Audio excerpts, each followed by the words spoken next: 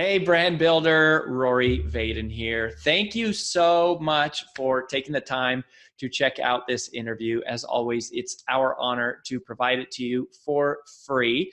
And wanted to let you know there's no big sales pitch or anything coming at the end. However, if you are someone who is looking to build and monetize your personal brand, we would love to talk to you and get to know you a little bit and hear about some of your dreams and visions and share with you a little bit about what we're up to see if we might be a fit. So if you're interested in a free strategy call with someone from our team, we would love to hear from you. You can do that at brandbuildersgroup.com/podcall, brandbuildersgroup.com/podcall. We hope to talk to you soon.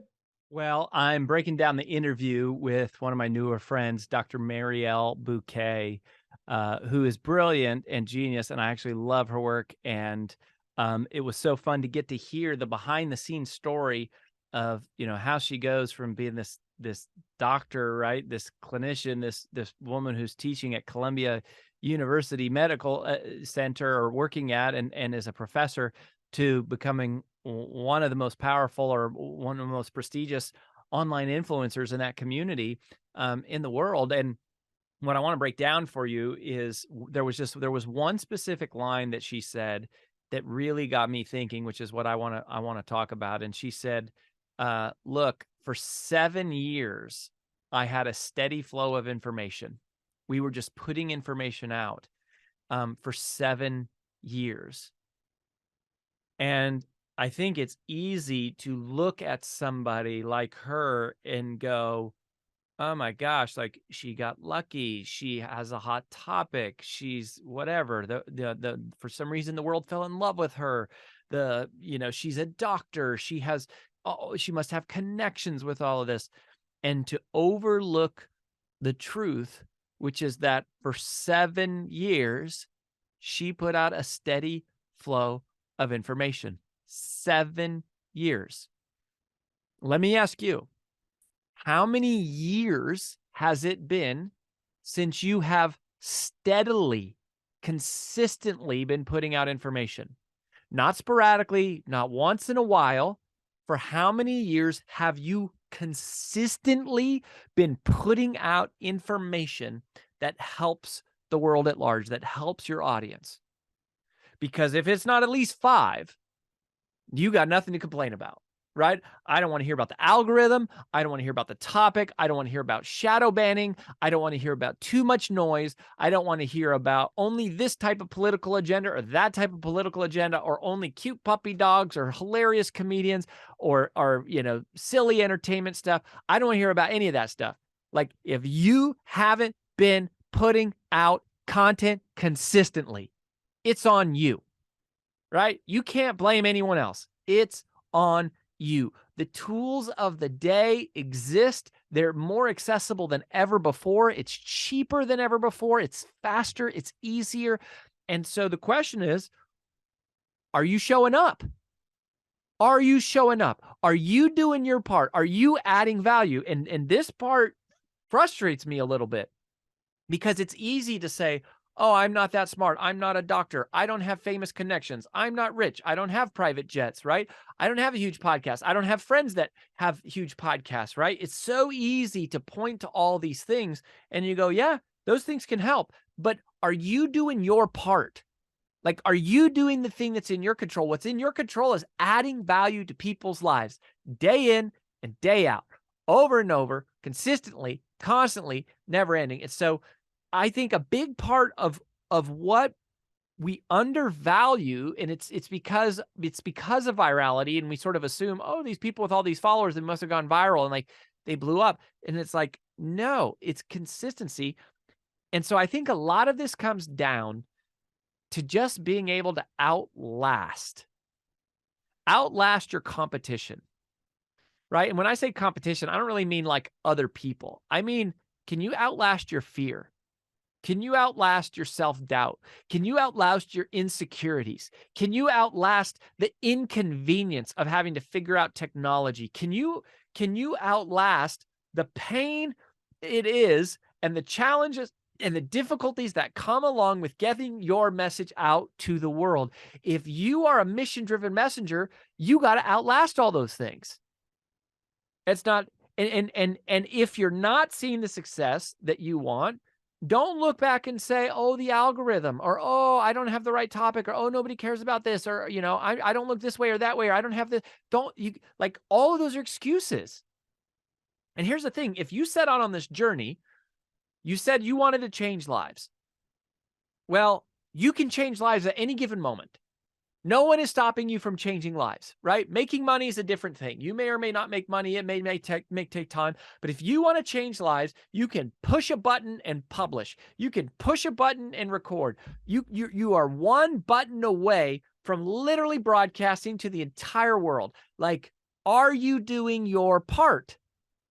And if you're not, at some point, you just got to reconcile the reality. Like, you got to go, look, snowflake, it's not that you're unlucky. It's not that you're not knowledgeable. It's that you're not showing up. You're not outlasting. You're not doing the work. And so I want to give you 3 strategies, 3 tips, 3 techniques, 3 sources of inspiration that I think will help you outlast the competition. And by competition, again, I'm not so much saying other people who do what you do, although you could think of it that way. I just think it's outlasting your own fear, your own self-doubt, your own inconvenience, your own insecurity, outlasting all of the excuses that will come up on this journey, because they will. I'm living them. I face them every day, right? Like, I still carry this chip on my shoulder of going, man, I would be so much further ahead if I didn't have to start over 5 years ago. Like, I was so much further down the road. I had to start completely over,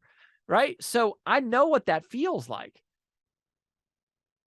And here's 3 things that I want to remind you of and equip you with that I think will help. So these are 3 sources of inspiration to help you outlast the inconvenience. Number 1 is vision. Vision. This comes right out of my first book, Take the Stairs, which still to this day is selling like hotcakes. If you've not ever read it, it's a life-changing book. Like, if you haven't read Take the Stairs, I don't know how you're surviving. Like, it is a quick read. It is got so many powerful fundamental truths about success in general, and it shows up here and it applies to personal brands. Why? Because one of the things that we talk about in there is that the amount of our endurance is directly proportionate to the clarity of our vision. The amount of your endurance is directly proportionate to the clarity of your vision. When you can see something clearly that you want, when you can see it, when you think about it, when you can taste it, when it's visceral, when you dream about it and you focus on it and you go, this is something I want in my life, for my career, when you can see it, then that creates a naturally strong connection to how the sacrifices you're asking yourself to make today forward you towards that pursuit. It creates a context for action to take place. And so your discipline engages automatically. You become motivated. You become inspired. You become alive. You become activated, right? But discipline becomes dormant in the absence of a dream.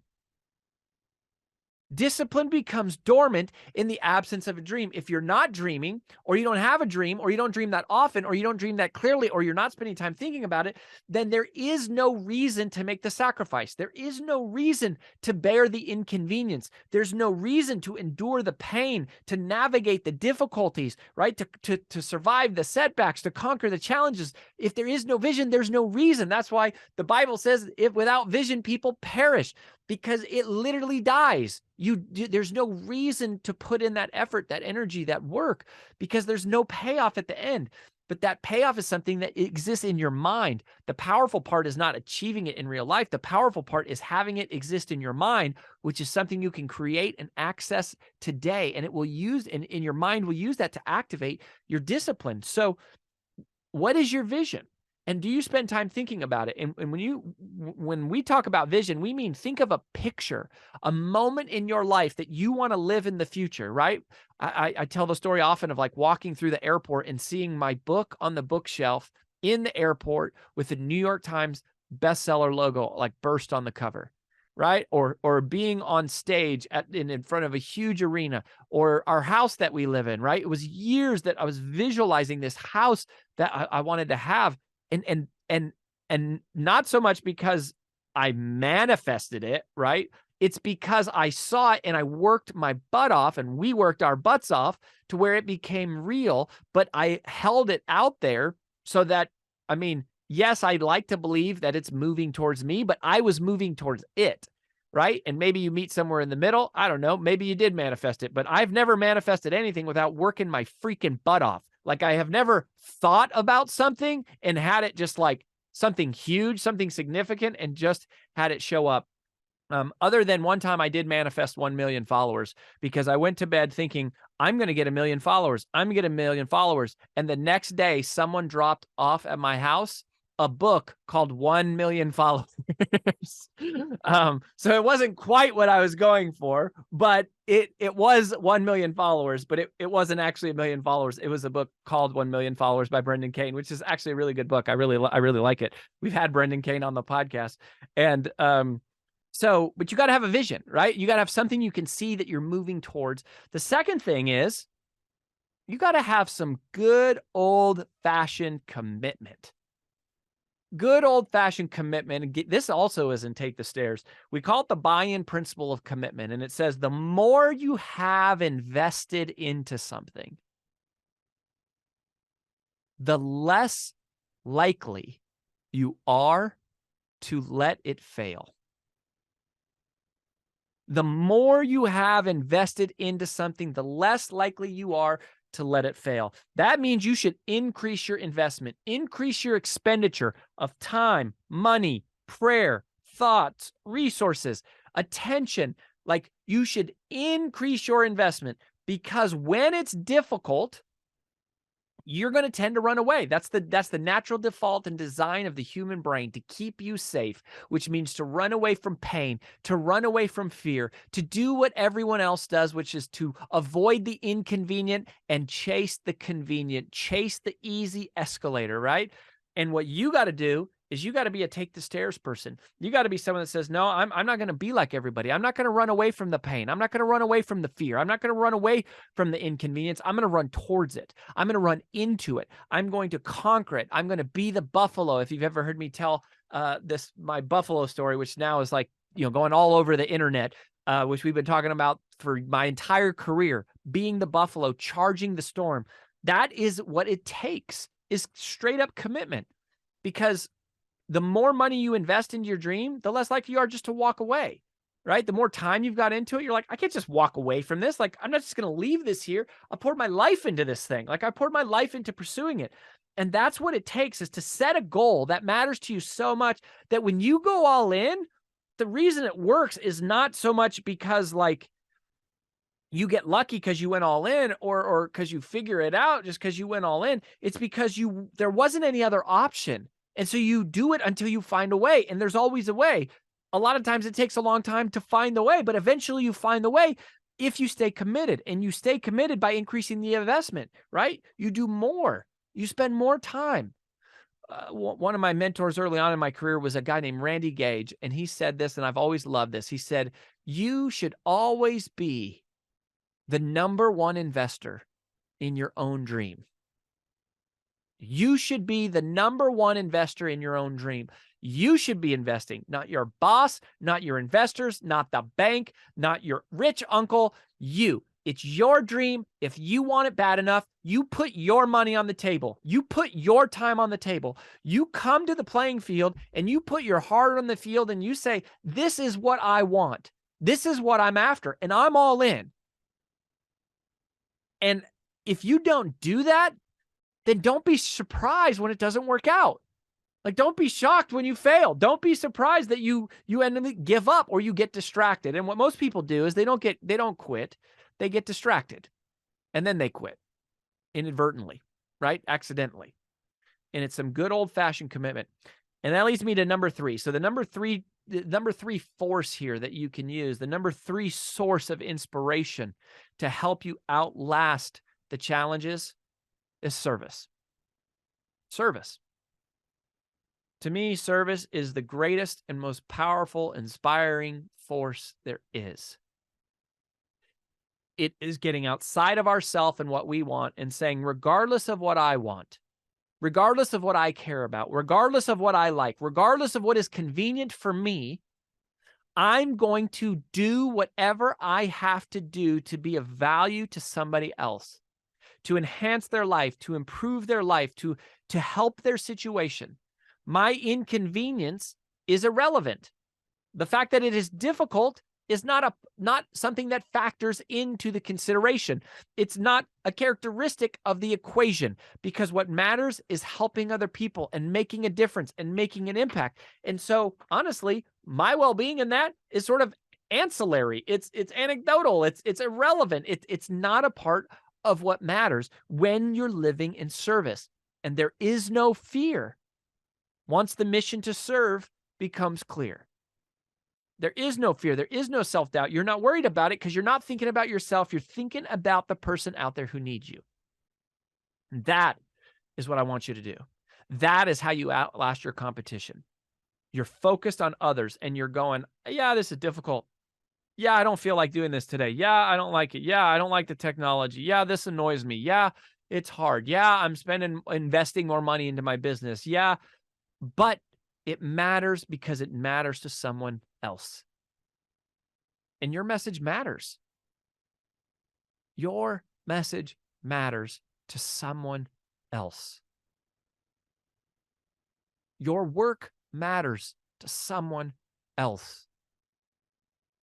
Your life matters to someone else. When you get fully present to that, then you won't abandon ship. You won't change course. You won't alter the destination. You'll stay focused. You'll stay on target. You'll stay committed. You'll stay disciplined. You'll stay activated. And you will outlast all the fears and inconveniences that show up. And you will conquer it. And you will do something great. Share this episode with someone who needs to hear it, and keep coming back every single week on the Influential Personal Brand Podcast. Thanks for being here.